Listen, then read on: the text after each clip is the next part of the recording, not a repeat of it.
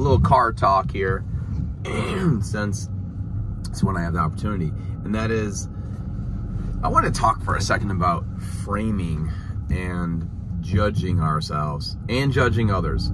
All right, so as a coach, honestly, one of the most important things that I do with people, and this may sound like it's an untruth, but it's true, is judging people, judging them where they are, judging how they're showing up for themselves, judging their alignment with their goals. And it's not easy, because you don't want the person to take the information and head in the wrong direction with it. You don't want people to take the information and take it as if it's an absolute. You don't want people to take the information and then twist it and pivot inappropriately because of where they're coming from. And you see that any of us can change our perspective at any given time, and it isn't always the most useful thing in a positive way. It is a useful thing in the fact that no matter what we are doing, and no matter what perspective we have chosen it, consciously or or subconsciously, we have chosen it because it delivers some benefit to us. Now, for the sake of the conversation, I'm just going to go with basically a dichotomy of things, and that means we're going to just go two opposite ends of a pole, and you've got like the victim on one side and you got the victor on the other side. Now, this isn't really a true representation of life, but for the sake of this conversation, we're just going to say you're a victor or you're a victim. And the reason why is because it's not that you don't care who loses. If we look at losing as learning, then it's not such a, it's not such a bad thing. You could be the inspiration or the motivation for that person that didn't win, because now they're going to reflect that, now they're going to work harder, now they're going to level up, now they're going to become even that much more of the worthy opponent and the worthy champion in their own life. So that's not a bad thing, right? That's a lot of times that's what a coach does, almost kind of like, look here, this is the truth, this is the brutal, this is the sometimes harsh reality of a situation, right? And then our personality shows up with what we do, how we relate to it, and that becomes our personal reality. And Dr. Joe Dispenza talks about this all the time. Your personality will dictate your personal reality, especially as it relates to the way that it shows up in your own mind and your emotions. So what I want to talk about for a few minutes here, since I'm already 3 minutes into this, is the fact that when you're looking at something, the story in your head and what you decide to do about it really matters. Now, there's a lot of incredible teachings out there in books that I almost like take personal offense to, because it bothers me on a visceral level, because I know that a lot of the people that will be reading the books or listening to the message are going to take it in a way that's gonna, so part of this is good and part of this is not good. They're gonna take the information and it's gonna make them feel better about the things they haven't done yet. And that's okay, as long as they stay committed to what their goal is and they actually start doing those things. But the problem is, a lot of times, and like some of the books that I'm talking about there's a lot of books out there that will talk about why you've been overlooked in your life, why you didn't get the opportunity, why it's difficult to be the first child or the second or the third or the fourth, why it's difficult to be a male, why it's difficult to be a female, why it's difficult to be a Democrat or a Republican or a socialist or whatever, why it's difficult to be alive this day and age, why it was difficult to be born when you were born. Maybe it was 50 years ago, maybe it was 100 years ago, maybe whatever. Like, the story is that anybody at any given time can point back to several different reasons why they didn't do stuff, and or you can flip that and turn it the other way and say, this is why I did this, and it was my decision. And other people will even say, well, you actually made that decision because you were this and this was you. And everything can be slanted either one way or another. Well, this is why this was a benefit to you. Well, this is why this was traumatic to you. Then we have people who have, and this is with 100% complete respect for what somebody has gone through and what they've given or sacrificed or whatever way you want to frame it to their country or their job or their family or their community or whatever the cause is or was. There's PTSD out there, post-traumatic stress disorder. And then we also see now that they've been studying for years post-traumatic growth. But we don't label that a disorder. Now, not saying that one thing is real and the other isn't, and not saying that somebody's to blame or somebody's to shame, but what I'm saying is there's always two sides to a situation, at least two sides. There's often even more than that. And a lot of times the sides come down to whatever you choose, which is kind of interesting because it really kind of goes back to like dodgeball in gym class. By the way, I heard there's a dodgeball 2 coming out. Look forward to laughing to that, Vince Vaughn. So like dodgeball in gym class, like, all right, you got picked for a team, but what if you were the captain? Okay, you got to pick your team. You got to pick who you wanted to be surrounded by. Now, somebody else might have picked it, but here's the beauty of this. In this gym class, in this dodgeball scenario, you get to pick everybody you want. You get to pick every thought you want. You get to pick every skill you want. You get to pick every asset. You get to pick every advantage that you want. You're going to have to potentially work for it. You're going to have to actually get up and develop it. You're going to have to do that stuff, but you get to decide what comes into your world. Now, it doesn't mean that it's going to happen easily. It doesn't mean that it isn't going to be hard. It doesn't mean that there isn't going to be some sweat, maybe even some blood, maybe even some tears in there. And so what, right? So if it is hard, doesn't mean it isn't worth it. So what if you bleed a little bit? You've got more blood. So what if, you know, you cry a little here and there? Like, that's fine. Sometimes you're going to cry through the whole thing. Like, that's fine too. The point though is, like, what are you here for? What is your purpose? What are you going to be the champion of? What cause is it that's worth your attention and your energy and your sweat? What is it that you are uniquely gifted the opportunity to do? And I like to look at it that way because I do believe we are all privileged and we are all disadvantaged in different ways.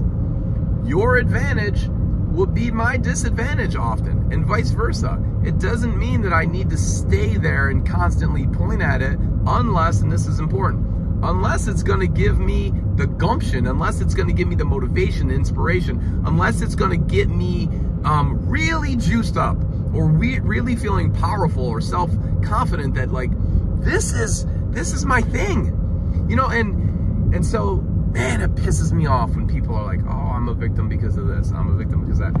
There are victims, and I'm not saying they're not victims. There's victims all over the place. There's things that people that they find themselves in, that they're stuck in.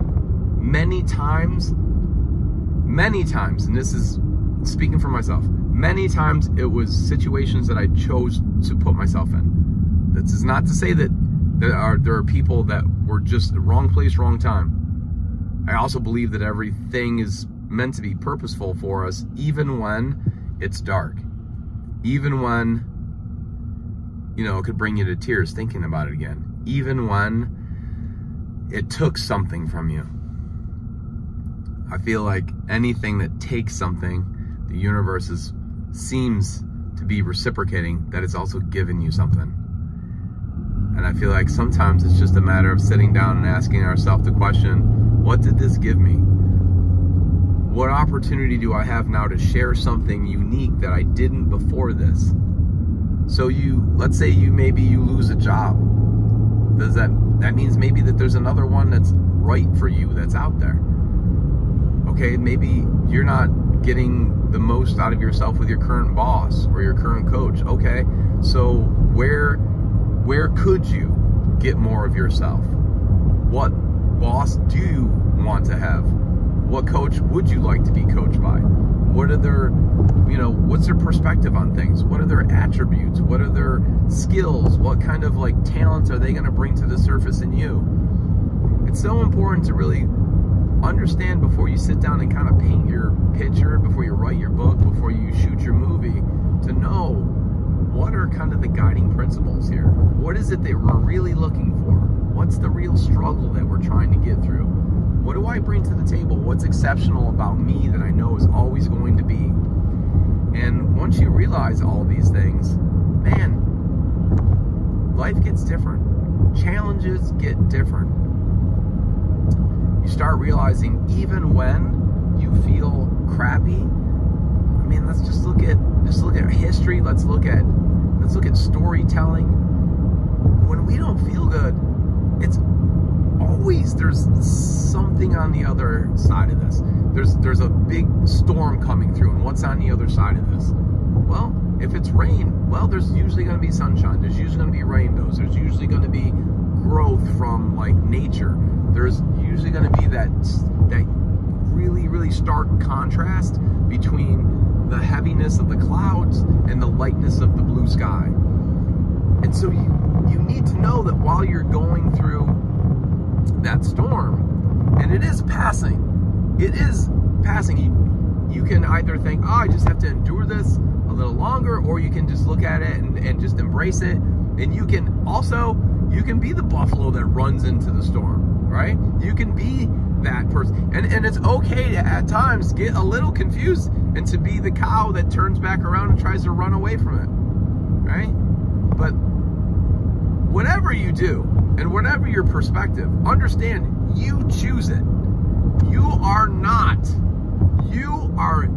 at zero on choices. Nobody yet is controlling your mind, even when they're doing a great job of marketing, even when they're doing a great job of advertising, even when they have all of your analytics and your data and everything else that you have done online, and they know your tendencies. You can flip the script anytime you want. You can catch them literally by surprise. You can ear hole them, right?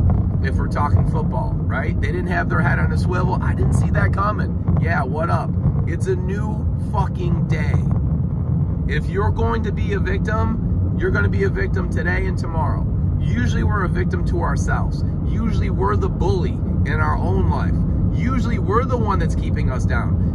I'm speaking from experience here. Usually, and by usually I mean almost always, we can use what we're going through to be of purpose and of service to becoming stronger, better versions of ourselves if we choose so.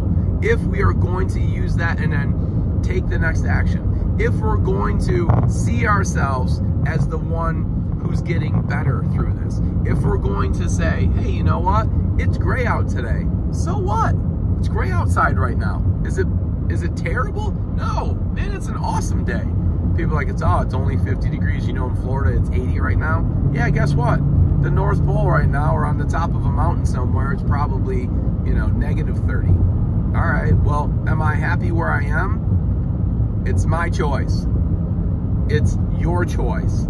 It's completely up to you, regardless of circumstances. And I'm not saying they're pretty. Regardless of your environment, regardless of any of that stuff, you can choose to be whoever you want to be, however you want to be, and doing what you want to be. Yes, there are limitations. Yes, there are temporary restrictions. And that doesn't mean that doesn't strengthen you through the restrictions, strengthen you through the resistance, strengthen you until you get strong enough mentally, emotionally, physically, that you break through and get to the other side. Because damn it, aren't you worth it? Because damn it, isn't your life worth it, your purpose? And even if you don't know what that is yet, and even if you feel like, right now I'm flipping burgers, well, I'm not going to be the person that says like, oh, flip the best damn burger that you can flip. Well, maybe it's just you find a way to feel good about doing what you're doing. Is somebody going to be like refreshed? Is somebody going to be nourished? Is somebody going to be possibly blown away by your burger? Yeah, and it doesn't even matter if you're at a fast food chain. just do it well. Smile. There's been plenty of times that I've seen people in situations that were less than potentially what somebody would think was worth their time. However, with that being said, they still showed up like an absolute beast. They still showed up like a person who really, really, really, really wanted to be there. They still showed up like a person that was intentional, that was on purpose, that was almost being spiritual with what they were doing, and good for them. It doesn't mean that they're, oh, what are you happy flipping burgers? You're gonna do it for the rest of your life? What are you, like a child? Like, if when you look at somebody, you can't appreciate what they bring to the table. If when you look at a situation, you can't appreciate what it has to offer for feedback and for development. If when you look at, you're limited, you are stuck, you're in a fixed mindset. You need to figure out how to grow and how to show up and how to figure out, how is this going to help me? How is this going to be of service? And if you don't get to choose to not do it, and we all do, but if you don't choose to do it and do it your best, you're gonna miss the opportunity. And then you're gonna miss another opportunity on the other side of that, because you won't be prepared for the thing that thing was in your life to get you ready for. And you will be then blindsided by some other mofo coming up that actually took advantage of those situations. And then you're gonna be like, oh, that person was advantaged, I was disadvantaged. Oh, that person was privileged, I wasn't privileged. Oh, that person was gifted, I wasn't gifted. Oh, that person was just naturally born that way, I wasn't. Oh, this person, that person, blah, blah, blah, blah, blah, blah, blah, blah. Wah, wah, wah, wah, wah. Right? Story's over for the victim. Story's over. Cut it.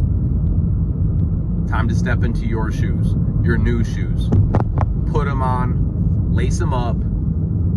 Let's get the fucking boots on the ground and get to work and enjoy it, appreciate it. You be you and appreciate you. The opportunities that you have are the ones that you're going to take the advantage of. And you don't have to worry about, oh, if I take advantage of this, am I leaving something else on the table? Worry about the grass that you're standing on. Don't worry about the grass greener being on the other side of the hedge. It was a funny thing that I saw the other day, and then I'm cutting this. And it was that the grass might be greener over there because you're not the one that's over there taking care of it. Somebody else might be doing a better job, and that's okay. Do a better job where you are right now.